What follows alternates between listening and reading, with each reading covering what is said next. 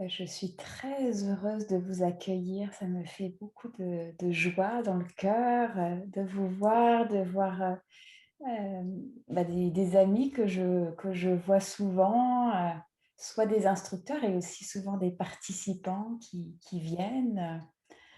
Donc c'est vraiment, un beau dimanche. Je suis allée courir, et maintenant je suis avec vous en train de méditer et je reviendrai, alors je ferai une petite pause familiale, mais je reviendrai après en fin d'après-midi. Et j'aimerais partager avec vous, cette notion de prendre soin de soi, prendre soin de l'autre dans la relation difficile. Souvent, quand on démarre la pratique de la pleine conscience, on s'assoit seul, en silence ou bien, avec, un guidage. Et puis on prend progressivement conscience de nos difficultés, de nos modes de fonctionnement, peut-être parfois de l'origine, hein, de ces difficultés.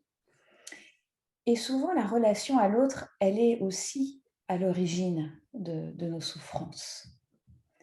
Par exemple, si j'ai souffert par rapport à une relation, j'ai besoin de me retrouver.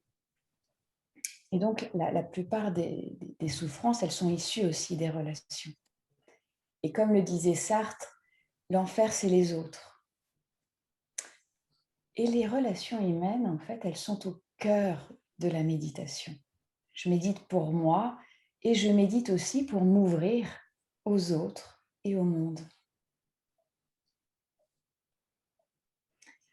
Et il y a plusieurs types de souffrances dans les relations. Là, il y a la douleur qui est liée à la déconnexion, quand on se sent rejeté, trahi, perdu ou seul. Et puis, il y a aussi la douleur de la connexion, hein, quand on éprouve des difficultés, quand les autres, comme si en fait les difficultés des autres étaient les nôtres. Et ce dont on parlait tout à l'heure avec Olivier, avec sa maman. Et la pleine conscience et l'autocompassion, ça va nous permettre de rencontrer ces douleurs. On n'est pas là pour réparer nos douleurs, mais si on peut se relier d'une nouvelle façon avec elles, prendre soin de nous dans cette situation. Et on peut apprendre en tant qu'adulte à répondre à cette douleur émotionnelle d'une nouvelle façon. Alors pour ce moment ensemble, je vous propose d'explorer cette douleur qui est liée au fait d'être connecté à l'autre, la douleur qu'on ressent quand quelqu'un de proche souffre. Est-ce qu'il y a des personnes qui prennent soin d'autres personnes, peut-être des soignants, peut-être des personnes qui s'occupent d'un conjoint malade, ou d'un enfant, ou de personnes âgées? Ouais,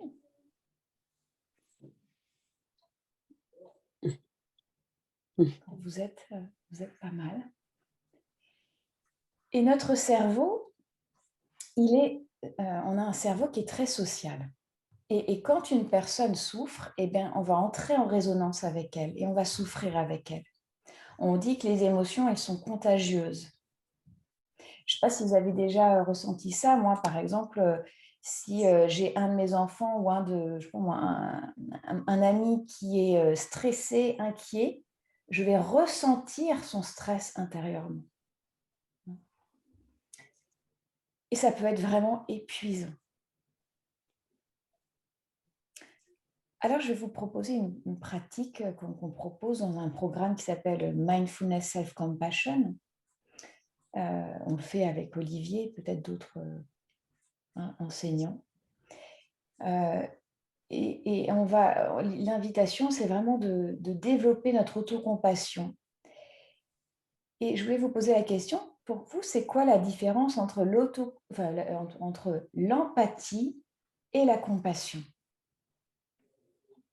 Est-ce qu'il y a des personnes qui peuvent peut-être me répondre, soit par chat, ou soit en démutant leur micro? C'est quoi pour vous la différence entre l'empathie et la compassion? L'empathie, c'est l'ouverture aux autres. Ouais. Et la Mhm. compassion, c'est la souffrir avec l'autre. Mhm. Ouais. qu'il y a d'autres personnes qui veulent partager? Il y a vraiment tout à fait cette notion dans l'empathie de comprendre la situation de l'autre, hein, de se mettre, de sentir le monde de l'autre personne comme si c'était le sien. Et dans la compassion, il y a cette empathie et en même temps, il y a l'amour qu'on va mettre avec. Hein. C'est le sentiment de tendresse et d'attention qui va embrasser la souffrance. Plutôt que de réagir à cette souffrance en étant dans l'empathie qui peut être épuisante, parce que l'empathie, d'être tout le temps si je tombe dans le trou avec la personne, je vais ressentir l'émotion, je vais ressentir, mais comment je fais pour en sortir? Si par contre, je peux regarder le trou, voilà, m'approcher du trou, voir ce qui se passe, et puis après avoir une corde et le soutenir, là, je vais pouvoir l'aider. Donc, il y a ces deux pratiques, enfin, il y a cette empathie, cette compassion qu'on développe dans l'autocompassion. Et puis, il y a une autre compétence qui est importante et qu'on va pratiquer pour cette méditation, c'est l'équanimité. Est-ce que vous voyez ce que c'est l'équanimité? Est-ce qu'il y a des gens qui ont des idées sur ce que c'est? L'humeur égale. Je me régale? Ouais. L'humeur L'humeur égale.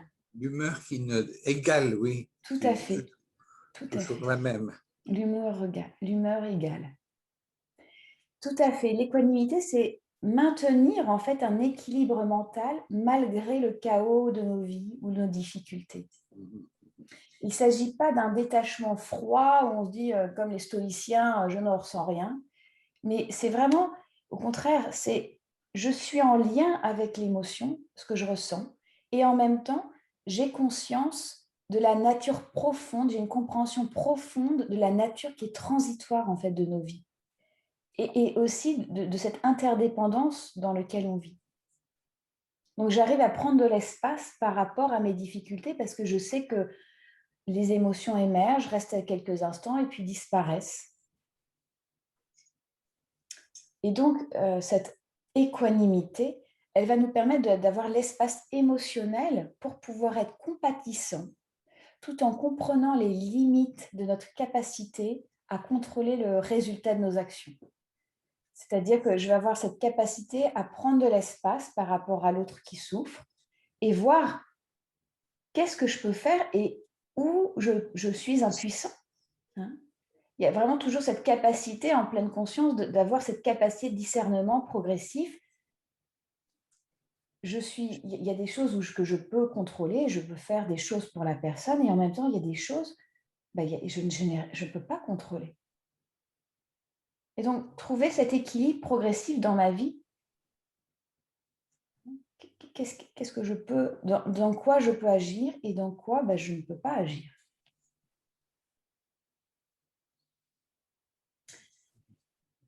Je vous propose de pratiquer ensemble. Alors, peut-être de vous mettre confortablement, de vous étirer un petit instant si besoin. Oui.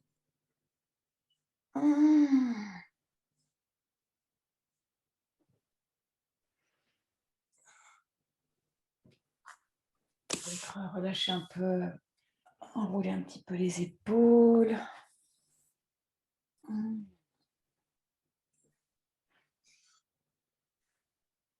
Peut-être enrouler un peu la nuque en faisant attention à mes cervicales.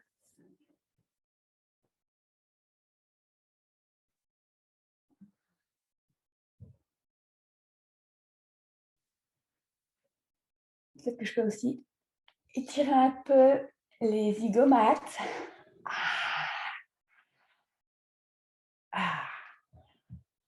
Il y a peut-être même un bâillement.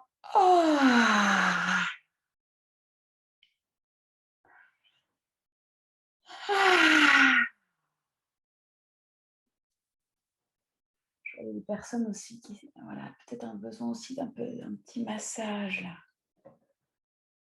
Masser un petit peu le visage. Hmm.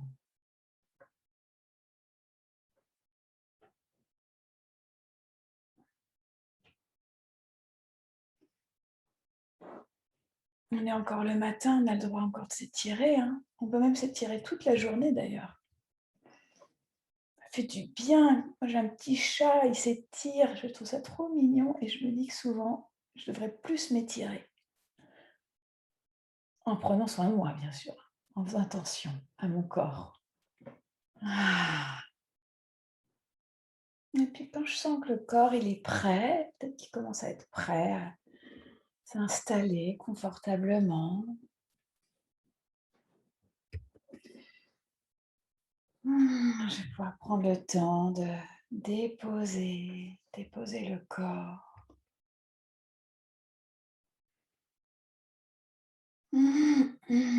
Peut-être un petit relâchement avec la voix, un petit soupir, un peu comme quand je m'assois dans mon canapé après avoir eu une activité bien intense. Ah.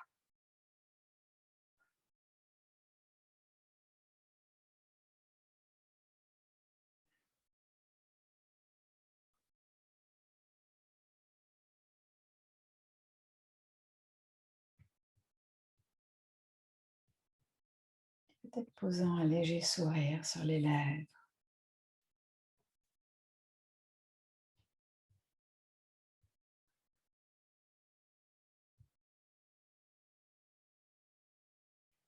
Pour, me,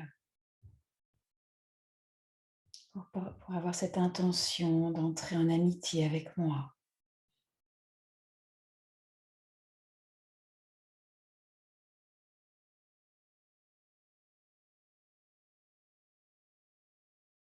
Peut-être ressentant le contact des pieds avec le sol,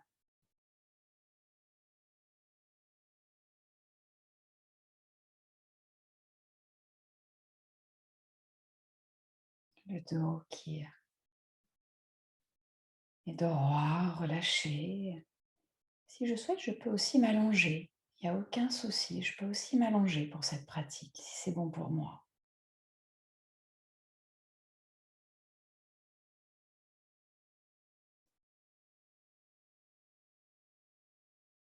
Peut-être prendre une inspiration longue et profonde.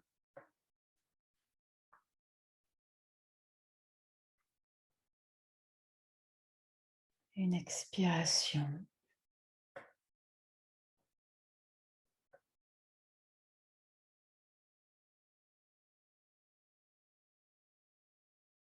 J'inspire.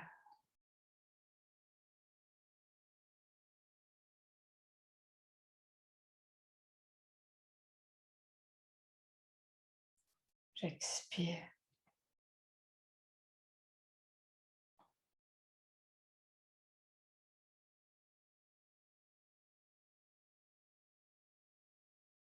En nous installant dans le moment présent, en nous installant dans le corps.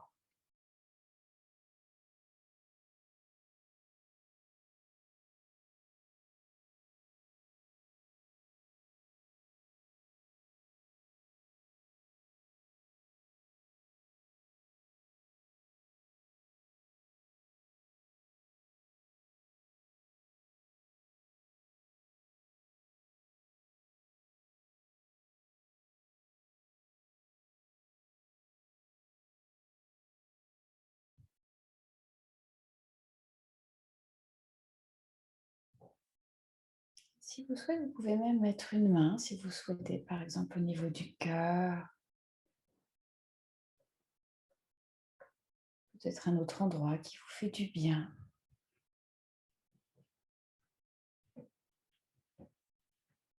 En ayant cette intention d'amener une conscience et une conscience aussi aimante à notre expérience et à nous-mêmes.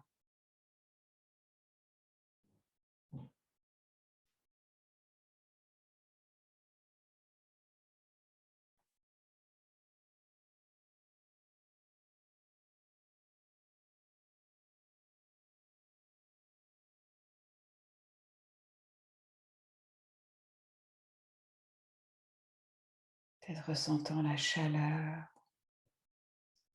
de la main au niveau du cœur ou la chaleur de la main sur mes cuisses.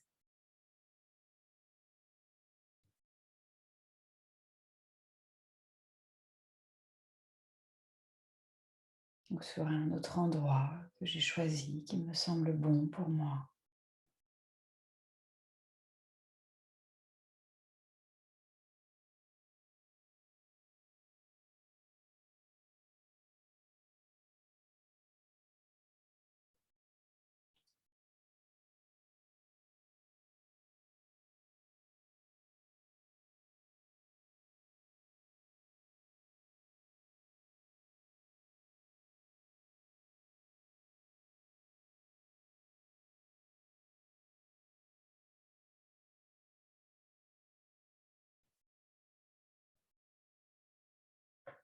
Et je vous invite maintenant à penser à une personne avec qui vous êtes en relation maintenant. Peut-être quelqu'un dont vous vous occupez, qui vous frustre ou vous fatigue.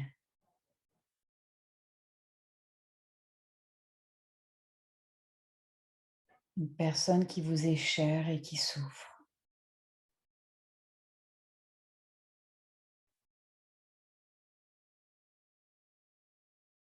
Et comme c'est peut-être la première fois que vous faites cette pratique, je vous propose de ne pas prendre quelqu'un comme, de ne pas prendre votre enfant, parce que c'est une dynamique qui est souvent un peu plus compliquée. Alors visualisez une personne avec qui vous êtes en relation proche et qui souffre ou qui vous fatigue.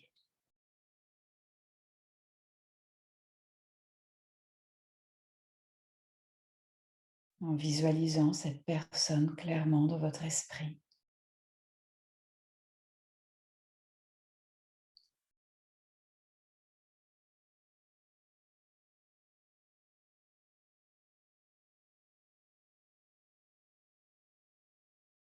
Peut-être que vous pouvez ressentir la difficulté dans votre corps.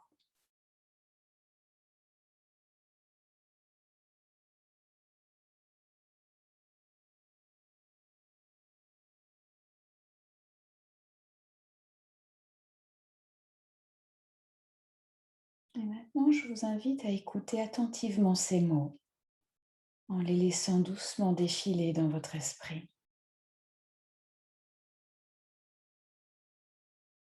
Chacun est sur son propre chemin de vie. Je ne suis pas la cause de la souffrance de cette personne. Et il n'est pas non plus entièrement de mon pouvoir de la faire disparaître, même si je le souhaitais.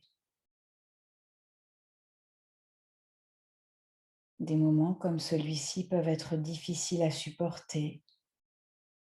Toutefois, je peux toujours essayer d'aider si je le peux.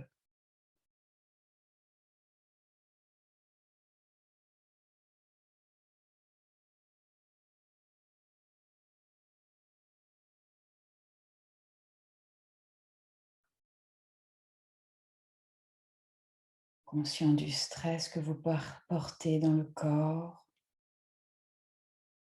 inspirez pleinement et profondément en amenant de la douceur, de la tendresse à votre corps.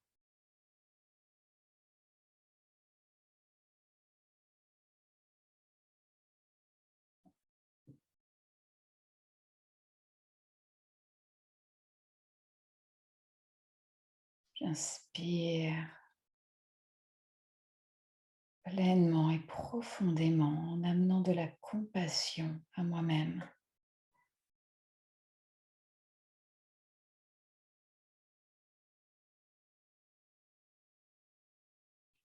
Vous laissant apaiser en inspirant profondément et en vous donnant la compassion dont vous avez besoin.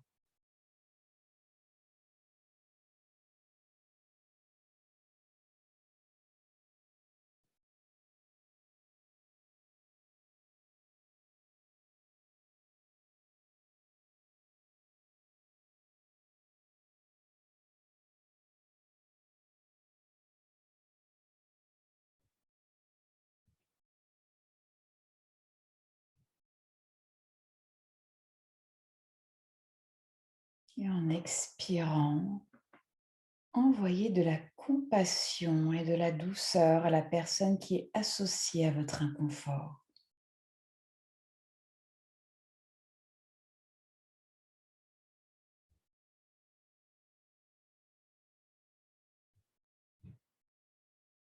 En continuant à inspirer et à expirer la compassion.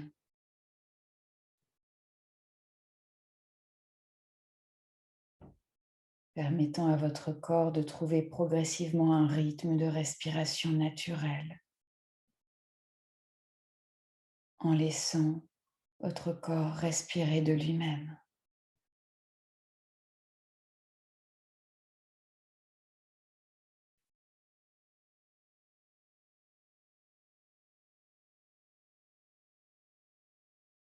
J'inspire pour moi. J'expire pour toi.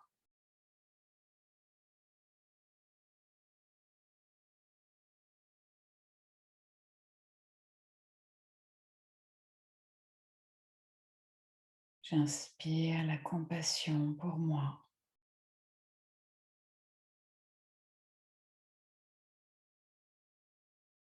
J'expire la compassion pour toi.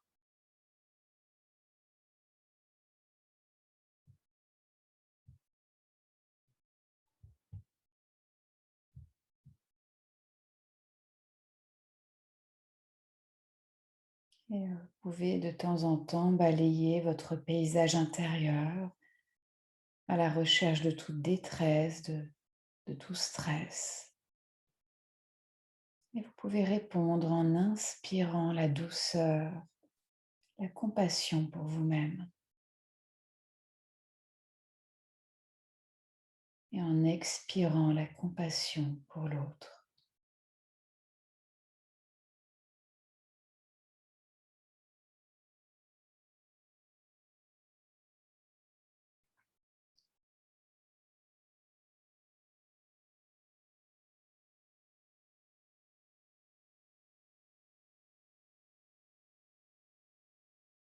Et si c'est compliqué pour vous, c'est pas un souci, c'est OK.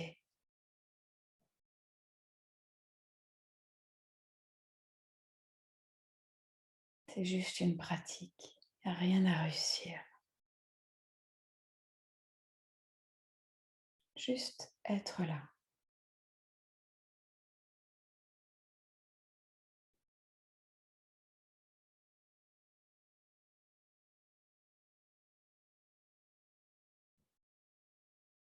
Et si vous avez le sentiment que l'un de vous deux a besoin de plus de compassion, vous pouvez diriger votre souffle dans cette direction.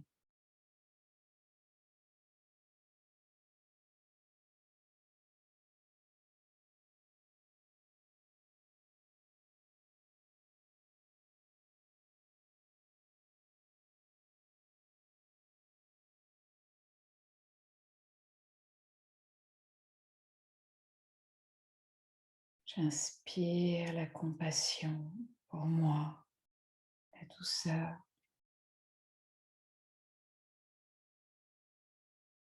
J'expire la compassion, la douceur pour l'autre, du mieux que je peux.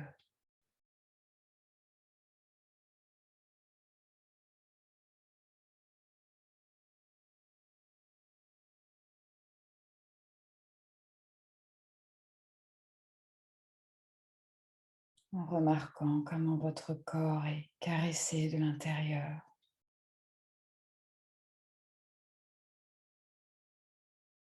Bercé, caressé par le souffle.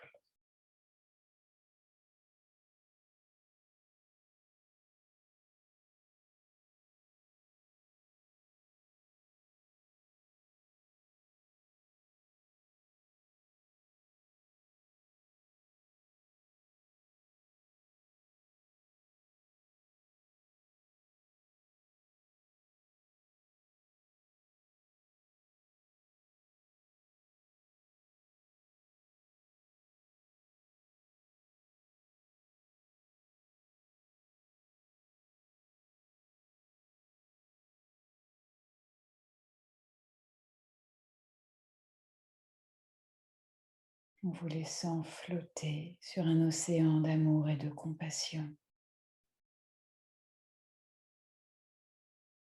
Un océan sans limite qui embrasse toute souffrance.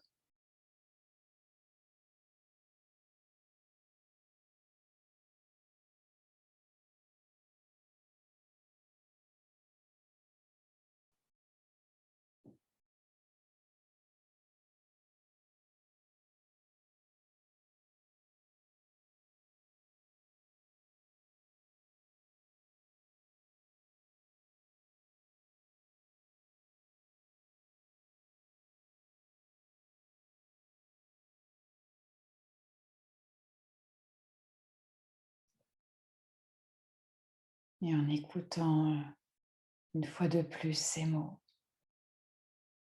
chacun est sur son propre chemin de vie. Je ne suis pas la cause de la souffrance de cette personne. Il n'est pas non plus entièrement mon pouvoir de la faire disparaître, même si je le souhaitais.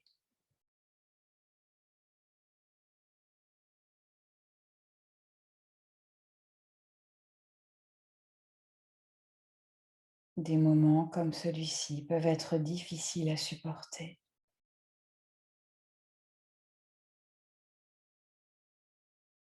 Toutefois, je peux toujours essayer d'aider si je le peux.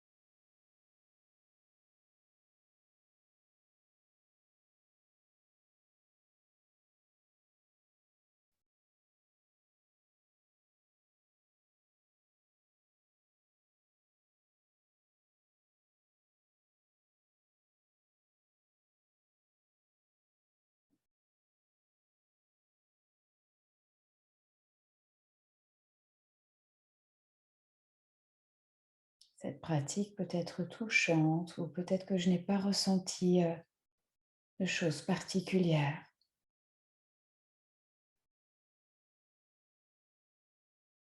Accueillons notre vulnérabilité, juste notre capacité à être là maintenant, en apportant de la douceur à nous-mêmes dans ce moment.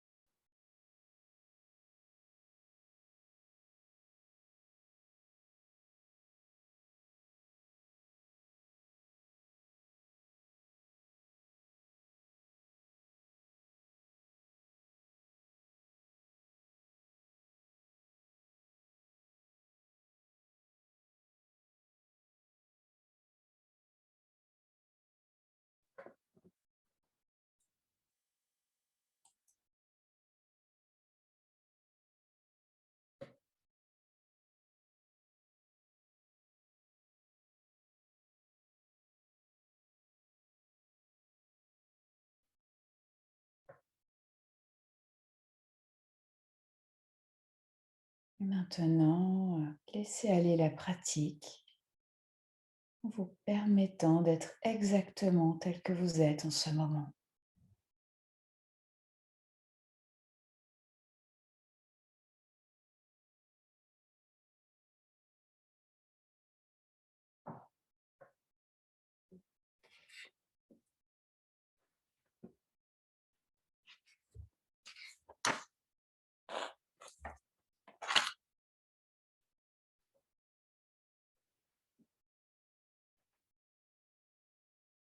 Je vais finir par un poème qui s'appelle Compassion par Miller Williams.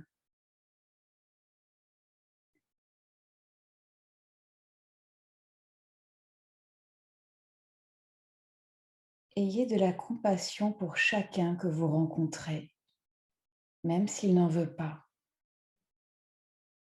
Ce qui semble être de mauvaises manières, une mauvaise humeur ou du cynisme sont toujours un signe de choses qu'aucune oreille n'a entendues, qu'aucun œil n'a vues. Vous ne savez pas quelles guerres sont menées ici-bas, là où l'esprit rencontre la chair.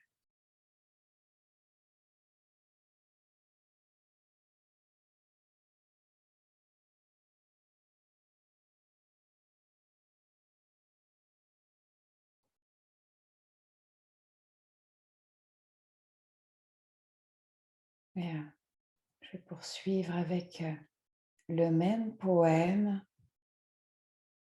mais orienté autocompassion. Ayez de la compassion pour vous-même, même si vous n'en voulez pas.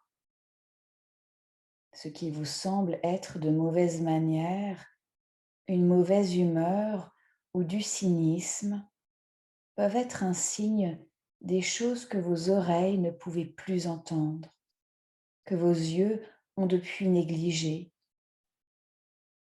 Vous ne savez peut-être pas quelles guerres sont menées ici-bas, là où l'esprit rencontre la chair.